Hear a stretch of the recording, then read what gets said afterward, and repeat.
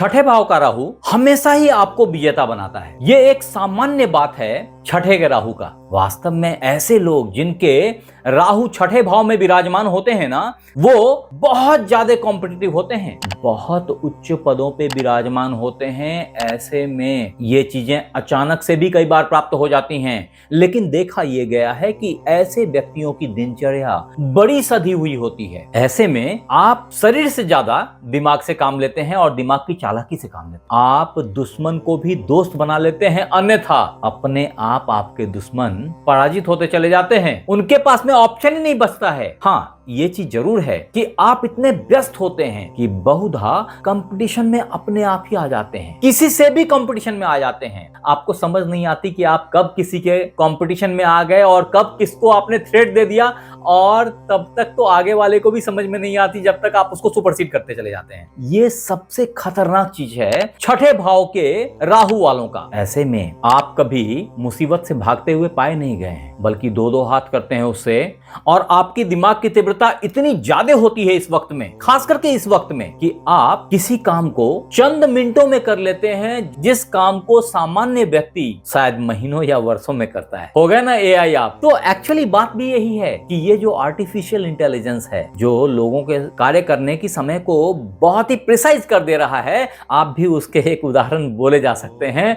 वास्तव में छठे भाव के राहु वाले जन्मजात एआई हैं, कंपटीशन को थ्रेट देते हैं, सफलता को प्राप्त करते हैं, और इलेक्ट्रॉनिक्स मशीन उपकरण को यूज करना इतना माहिरी से जानते हैं आप कि सफलता आपके कदम चूमती चली जाती है। छठे भाव का राहु और 12वें भाव का केतु वास्तव में व्यक्ति को विदेशों में बहुत सफल बनाता है, अन्यथा ये बहुत आसानी से विदेश से जुड़ जाते हैं। खास गुण क्या होता है पता है? खास गुण होता है फटाफट में दोस्त बना लेना, दुश्मन को भी कई दफे दोस्त बना लेना। अदरवाइज ये शत्रुहंता होते हैं, दुश्मन वास्तव में खड़ा नहीं हो पाता इनके सामने में। ये सब मैं आप ही की बात कर रहा हूं अगर आपके छठे भाव में राहु और 12वें भाव में केतु है तो। अतः छठा राहु और 12वां केतु एक्सिस जो है ना, ये शत्रुहंता योग के साथ जबरदस्त विदेश यात्रा योग भी क्रिएट करता है। ऐसे व्यक्ति बहुत ही ज्यादा क्षमतावान होते हैं और इनकी लाइफ स्टाइल बड़ी सधी होती है, हर एक्टिविटी बड़े ही नपी तुली होती है। कई दफा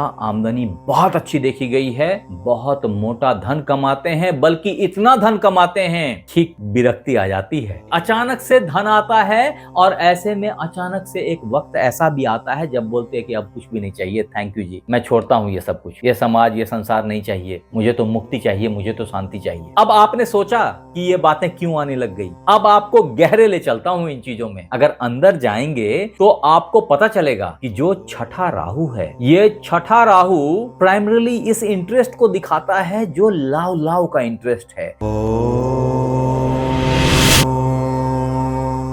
तो नमस्कार मित्रों, मैं आचार्य देवेश कुमार ठाकुर आपको आपके अपने चैनल एस्ट्रोलॉजी स्टार्ट्स में स्वागत करता हूं। तो मित्र, वास्तव में सबसे पहले आपको राहु को समझने की जरूरत है। राहु जो है वो एक बहिर्गामी ऊर्जा है, वो विस्तृत ऊर्जा है जो फैलती चली जा रही है आपके चारों तरफ। वो आपको विदेशों तक ले जा रही है, वो आपसे निकल रही है, प्रस्फुटित हो रही है। एक सूर्य से जो ऊर्जा निकलती चली जा रही है, समझिए वो ऊर्जा आप में कहीं ना कहीं फोटोन फॉर्म में जमा है, और वो फोटोन रेज आपसे निकल रहे हैं, दिख नहीं रहे। हर किसी को नहीं दिखते फोटोन रेज, लेकिन ये रेज आपको फॉरेन कनेक्शंस हर चीजों से जोड़ देते हैं। ये राहु की कॉस्मिक एनर्जी है, सही वर्ड में बोलूं तो। अगर आप साइंस की बातें करना चाहते हैं तब की बात मैं कर रहा हूं, क्योंकि वास्तव में राहु को कोई ग्रह नहीं माना गया, कोई स्थूल प्लैनेट नहीं है। ये तो छाया ग्रह मानते हैं, ये तो कटान बिंदु है, पृथ्वी का नॉर्थ पोल है। जब आप उस मैग्नेट से कनेक्ट हो जाते हैं, कब कनेक्ट होगा कोई मैग्नेट से? जब वो सही लोहा होगा। और जब आप कनेक्ट हो जाते हैं तब आपके भी बॉडी, आपकी भी दिमाग एक मैग्नेटिक फील्ड में कन्वर्ट होने लग जाती है, और फिर आप यूनिवर्स के एनर्जी के साथ रिदम में आ जाते हैं। और जब ऐसा हो जाता है तो आपका भी नॉर्थ पोल और साउथ पोल बहुत ही अच्छा डिफाइंड होता है। व्यक्ति का नॉर्थ पोल सर होता है और साउथ पोल पांव होता है। ये राहु हो जाता है और वो केतु हो जाता है। सर के ऊपर, यहां से ऊपर राहु। आपको पता होगा स्वरभानु नाम के राक्षस की कहानी, जिसका भगवान विष्णु ने गला काट दिया था सुदर्शन चक्र से। परिणाम अमृत पीने के कारण ये दोनों जीवित रह गए। लेकिन जहां राहु इच्छाओं का भंडार बना हुआ है, चीजों की प्राप्ति के लिए परेशान है, आपके पिछले जन्म में दिए हुए चीजों को वापस लेने का एक टेंडेंसी रख रहा है। वहीं केतु वापस से बोलता है बहुत हो गया दोस्त, अब कुछ नहीं चाहिए, पिछले जन्म भी तो इन चीजों को प्राप्त किया था, और वो छोड़ना चाहता है। ये केतु अंतर्गामी दृष्टि है, ये अंदर की तरफ झुका हुआ है, मुड़ा हुआ है, इसे बाहरी दुनिया से कोई लेना देना नहीं है। और ऐसे में आपके व्यवहार में एक बहुत ही शार्प डिफरेंस देखा जाता है। वो डिफरेंस है कि आप मन से बहुत अकेले होते हैं। कई दफे ढेर सारे मित्रों के बावजूद आपको बहुत अकेलापन फील होता है। ये एक बहुत सामान्य सी बात है जो आपके साथ देखी जाती है। ये अलग बात है कि बहुत पॉलिटिकल होते हैं आप, क्योंकि अगर गौर करके देखें तो यहाँ बैठे राहुदेव के पास में पंचम, सप्तम और नवम दृष्टियां होती हैं। ऐसे में यहां से अगर गौर करेंगे तो पंचम दृष्टि यहां गिरती है। ये पंचम दृष्टि आपका कर्म भाव है।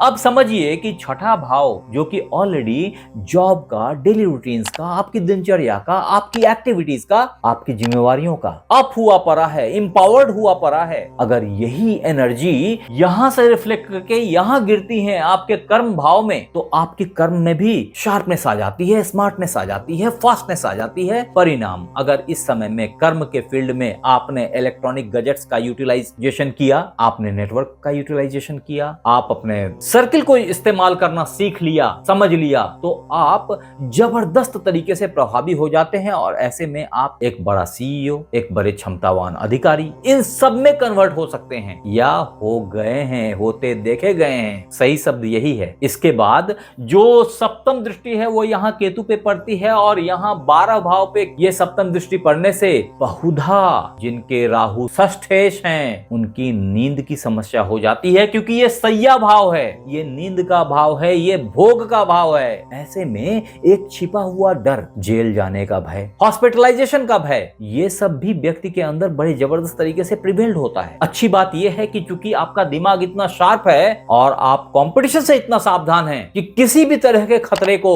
आप पहले ही भांप ले रहे हैं, परिणाम फंसते नहीं हैं। लेकिन ये रातों की नींद हराम कर देगा दोस्त। अगर राहु किसी खराब राशि में बैठ गए हो तो कहने का मतलब है, अगर यहाँ की राशि 1, 4, 5 या 8, 9 और 12 हो तो ऐसी हालत में ये राहु कमजोर हो जाते हैं। हालांकि मित्र, मुझे पता नहीं है कि आपके जन्म पत्रिका में राहुदेव जहां बैठे हैं छठे भाव में, वहां पे नंबर क्या लिखा हुआ है। अगर आप यहाँ पे कमेंट बॉक्स में लिख पाए, हाईलाइट कर पाए और मेरे पास में कुछ समय रहा तो मैं कुछ बता पाऊंगा। अन्यथा ये धन त्रिकोण है जहां ये बैठा है। परिणाम जबरदस्त धन, राजा के समान धन की प्राप्ति हो सकती है आपको। बस आपने थोड़ा सा प्रयत्न करना है। बहुत आराम से करोड़पति होते हुए देखे गए हैं ऐसे मित्र बंधु। कारण यहां से देखेंगे तो नवम भाव आपका धन भाव होता है, और धन भाव पे पूर्ण नवम दृष्टि, और इसीलिए इसको धन त्रिकोण भी बोलते हैं। ये और ये, क्योंकि आप काम करके अच्छे कर्म से अच्छे धन की प्राप्ति कर सकते हैं। ऐसे में छठे राहु और 12वें केतु एक्सिस वाले लोग बड़े प्रभावी, बड़े क्षमतावान हो जाते हैं। हाँ, खास करके तब जब ये हाउस में जो नंबर लिखा है वो नंबर 2, 3, 6, 7, 10, 11 लिखा है, तो समझिए कि ये राहु बड़े प्रभावी हैं, बड़े पावरफुल हैं। आप जो चाहेंगे वो कर बैठेंगे, वो हो जाएगा, ऐसी क्षमता आप में देते हैं। हाँ, तब ये जरूरी है कि राहु किसी खराब ग्रह के चपेट में ना हो, अथवा सूर्य या चंद्र से दृष्ट ना हो, क्योंकि ऐसे में पूरी कुंडली में ग्रहण योग का फॉर्मेशन हो जाता है। कई दफा ऐसे सिचुएशंस को ज्योतिषगण काल सर्पयोग से ग्रस्त मानते हैं। जब आपका चक्का नहीं घूमता है, जब गति की प्राप्ति नहीं होती है, आप लड़ाई झगड़ों में फंसे रह जाते हैं, और ये लड़ाई, ये कंपटीशन आपके घर वालों के साथ हो जाता है। अन्यथा आप बीमारियों में फंस जाते बुरी तरीके से। दुश्मनी, कर्ज, परेशानी, दिन रात की परेशानी, वही कि नींद हराम कर दे, इस तरह की परेशानी, कोर्ट कचहरी मुकदमे में फंस जाना, जेल का भय होना, उतना ही नहीं है, ऋण और सबऑर्डिनेट्स का शत्रु बन जाना, उनका आपके ऊपर केस डाल देना, कुत्ते का काट लेना, ये सब कुछ बहुत सामान्य हो जाता है। अगर शरीर के और प्रॉब्लम्स को रिव्यू की जाए तो वास्तव में नाभि से नीचे के प्रॉब्लम्स खूब तेजी से डेवलप होते हैं। आंतों की समस्याएं हो जाती हैं, डाइजेशन में प्रॉब्लम आ जाती है। ऐसे व्यक्तियों में पेप्टिक अल्सर्स देखे गए हैं, और गुर्दों का, किडनी का खराब होना, डायलिसिस के लिए जाना, ये सब बहुत ही सामान्य बातें हो जाती हैं अगर ये राहु खराब है। परेशान ना हो, अभी हम बात करेंगे कि अगर खराब है, तो इस तरह के राहु को ठीक कैसे किया जा सकता है? कैसे पहचाना जाए कि छठे भाव का राहु और द्वादश भाव का केतु आपका खराब है? और अगर खराब है तो उसके लिए क्या सुधार की जाए, क्या निदान किया जाए? तो आपके लिए मित्र जो रामबाण उपाय है ना, वो है मां भगवती दुर्गा माता की आराधना करना। देखिए, साल में 4 बार नवरात्राएं होती हैं, ठीक है ना? तो आप हर नवरात्रा का फायदा उठाएं, इसमें माता रानी को श्रृंगार चढ़ाएं। आपके लिए जो दूसरा इंपॉर्टेंट उपाय है कि आप राहु का मंत्र ओम रांग राहुवै नमः का नित्य 108 बार जाप किसी भी शनिवार संध्या काल से किया करें, जिंदगी भर करें। तदोपरांत आपके लिए मित्र जो तीसरा इंपॉर्टेंट उपाय है वो है लाल किताब के टोटकों से, और उसमें 2 खास उपाय हैं। पहला उपाय है कि एक चौकोर चांदी का टुकड़ा अपने पॉकेट में, अपने वॉलेट में हमेशा रखें। आपके लिए दूसरा लाल किताब का उपाय है कि कमजोर गरीब व्यक्तियों की सेवा करें। आपके लिए जो चौथा उपाय है खराब राहु को शांत करने का, वो है कुत्ता। अब कुत्ता क्यों? वास्तव में भैरव को माता रानी का द्वारपाल मानते हैं। भैरव से राहुदेव तुरंत शांत हो जाते हैं। भैरव देव हमारे लिए पूजनीय है, जिसमें कि बटु भैरव हैं, काल भैरव हैं, ऐसे ढेर सारे भैरव। कमिंग बैक, आपको करनी क्या है? आप छोटे साइज का अगर कुत्ता पालते हैं तो बहुत अच्छा है, नहीं तो आपके लिए आसान उपाय है कि पालतू कुत्ता न रख के जो आवारा कुत्ते हैं उनको 4 बिस्किट, किसी भी 4, 13, 22 और 31 इन 4 डेट्स में शुरू करके फिर आप इसे नित्य कीजिए। ऐसा करने से आपके ऊपर राहु के खराब प्रभाव कटित हो जाएंगे, मन के भय खत्म होंगे, शरीर के कष्ट दूर होंगे, स्वास्थ्य की प्राप्ति हो जाएगी, जॉब में जो झमेलेबाजी चल रही थी वो खत्म हो जाएगी, धन के प्राप्ति में जो अड़ंगा लगा था वो खत्म हो जाएगा, काल सर्प योग के कष्ट से आपको निवृत्ति मिलेगी। अन्यथा आपके लिए जो 5वां इंपॉर्टेंट उपाय है वो है कि एक छोटा सा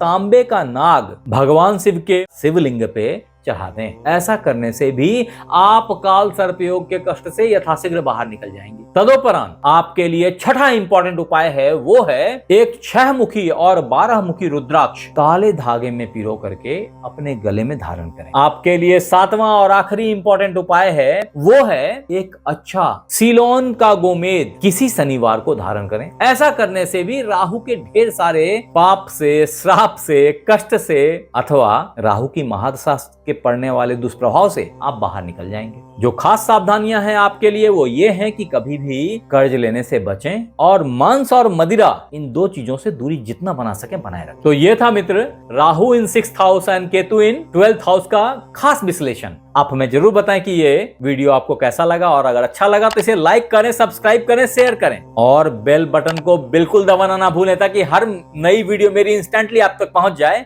आप अगर ये वीडियो फेसबुक पे देख रहे हैं तो फॉलो कर लें। आप हमारे साथ बने रहे इसके लिए बहुत बहुत धन्यवाद। आपसे फिर मिलते हैं अगले एपिसोड में, तब तक अपना ख्याल रखें। धन्यवाद।